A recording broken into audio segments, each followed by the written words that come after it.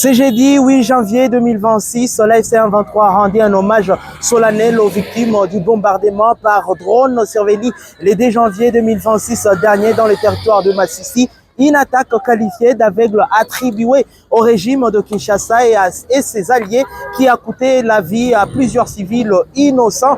Dès les premières heures de la matinée, de familles endeuillées, de leaders communautaires et de nombreux habitants venus de différents coins du Nord Kivu se sont rassemblés au stade de l'unité de Goma dans une atmosphère lourde de tristesse et de recueillement. Prières, chants, funèbres et messages de compassion ont rythmé cette cérémonie dédiée à la mémoire de disparus. Dans son discours, le coordonnateur politique de l'AFC 23 a exprimé la solidarité du mouvement envers les familles touchées, dénonçant une tragédie inacceptable et appelant à l'unité et à la résilience ainsi qu'à la poursuite des efforts pour un retour durable de la paix dans la région et a promis que l'AFC 23 restera engagé à protéger les civils qui vivent dans les zones déjà libérées. Mesdames et messieurs, chères familles endeuillées, très chers compatriotes, il est des moments où la douleur est trop grande pour être contenue. Il est des instants où même le silence pleure. Et aujourd'hui est de cela. Nous sommes réunis ici non par choix, mais par la cruauté de l'histoire. Nous sommes réunis autour des morts trop nombreuses, des vies fauchées trop tôt, des destins brutalement interrompus. Une fois de plus, M. Tshisekedi et son régime tribal a tué. Il a tué sans voir. Il a tué sans entendre les cris. Il a tué sans distinguer l'ennemi de l'innocent. Par des bombardements aveugles et indiscriminés, il a semé la mort là où il n'y avait que des civils. Des femmes portant la vie, des enfants portant l'avenir, des vieillards portant la mémoire. Des êtres sans défense, dont le seul tort fut de se trouver dans un espace libéré. Comme si vivre hors de leur domination était devenu une faute suprême. Comme si aspirer à la liberté équivalait désormais à une condamnation à mort. Ces bombes n'ont pas seulement détruit des maisons, elles ont détruit des rêves. Elles ont anéanti des projets de vie, des rires d'enfants, des espoirs de mères. Elles ont anéanti des projets de vie. Le régime tribal et illégitime de Kinshasa a arraché à la vie les rêves de toutes ces victimes, emportées par une folie meurtrière qui ne respecte ni l'âge, ni le sexe, ni l'innocence. Aujourd'hui, ce n'est pas seulement Massissi, ce n'est pas seulement un village qui pleure, ce n'est pas seulement une communauté qui saigne. Aujourd'hui est un grand jour de deuil pour toute notre nation meurtrie. À travers ces martyrs que nous pleurons, nous nous souvenons de toutes les victimes civiles tombées ça et là, sous les bombardements, les massacres et les tueries orchestrées au fil des années.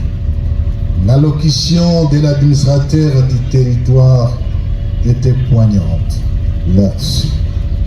Pendant que nous rendons hommage aujourd'hui aux compatriotes massacrés par le régime tyrannique de Kinshasa, d'autres compatriotes sont victimes de massacres et exactions répétées dans les zones sous occupation du régime de Kinshasa et non encore libérées, notamment par les groupes EDF, Codeco ainsi que les mercenaires étrangers et les milices à Beni, à Lubero et surtout à Ituri, par les milices Mobondo, Maindo, au Kwang, Kwil et à Maluku, les Kuluna, Kinshasa et les forces du progrès de l'UDPS. Elles sont nombreuses, trop nombreuses. Et chacune d'elles mérite que son nom résonne dans notre mémoire collective.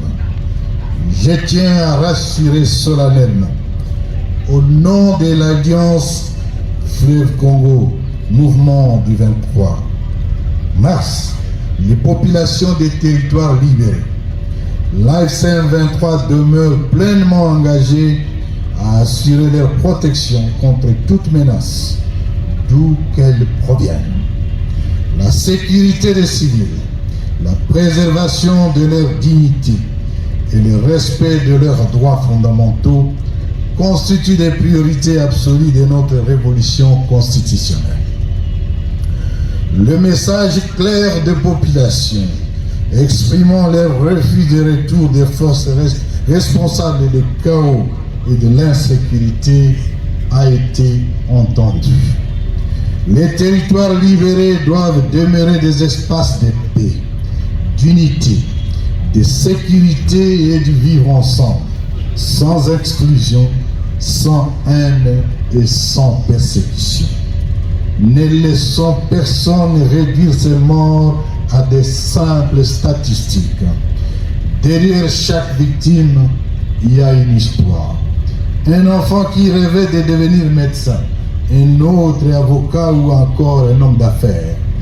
Une mère qui se battait pour nourrir les siens. Un père qui espérait simplement voir des enfants grandir en paix.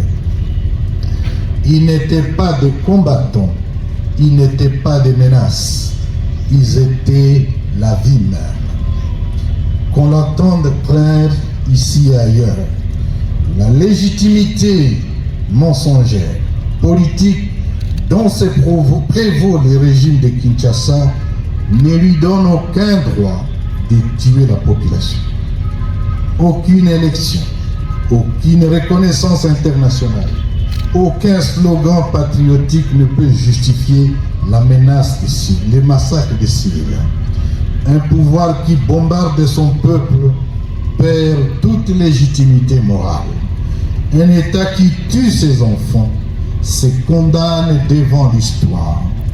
En cet instant de profonde affliction, l'AFCM 23 exprime sa compassion la plus sincère et la plus profonde aux familles endeuillées. Nous savons que les mots sont faibles face à la perte d'un être cher. Nous savons que rien ne remplacera une mère, un enfant, un époux ou une sœur. Mais nous voulons que vous sachiez ceci, votre douleur est la nôtre. Les membres de victimes se sont exprimés avec un cœur plein d'émotions, revenant sur la douleur ressentie les jours du bombardement et demandent que la paix. Ils vont s'exprimer tour à tour sur notre micro. Le vendredi 2 janvier, nous avons vu les drones tuer la population. Nos proches sont morts. Ils nous ont bombardés pendant que nous étions au marché et c'est M. Tshisekedi qui aurait envoyé ces drones et on ne sait pas pourquoi il nous tue. Ce qui nous a amenés ici au stade de l'unité, c'était juste pour plairer nos proches qui nous ont laissés à cause de bombardements à Massissi et nous réclamons la paix, nous ne voulons pas la guerre. Notre souhait est que le dirigeant de l'AFC 23 et le gouvernement de Kinshasa puissent trouver un accord afin que nous, populations, nous trouvions la paix. Ça fait maintenant 30 ans que nous sommes en guerre. Nous voulons juste la paix. Plusieurs autorités politico-administratives et militaires de l'AFC 23 ont pris part à cette commémoration. De gerbes de fleurs ont été déposées, suivies d'une minute de silence observée en mémoire de victimes sous les regards émus de proches et de participants. Mais l'hommage ne s'est pas arrêté au stade de l'unité. À la sortie du territoire de Massissi, une animation symbolique a été organisée afin de graver à jamais la mémoire de victimes des bombardements aveugles. Un acte fort destiné à rappeler que ces vies perdues ne seront ni oubliées ni effacées de l'histoire. À travers cette cérémonie, l'AFC A23 réaffirme son engagement à protéger les civils et à œuvrer pour la restauration de la paix au Nord Kivu, tout en appelant la population à rester unie face aux épreuves. Je suis Zungu Shema, lui, pour les comptes de Voice of Kivu à Goma.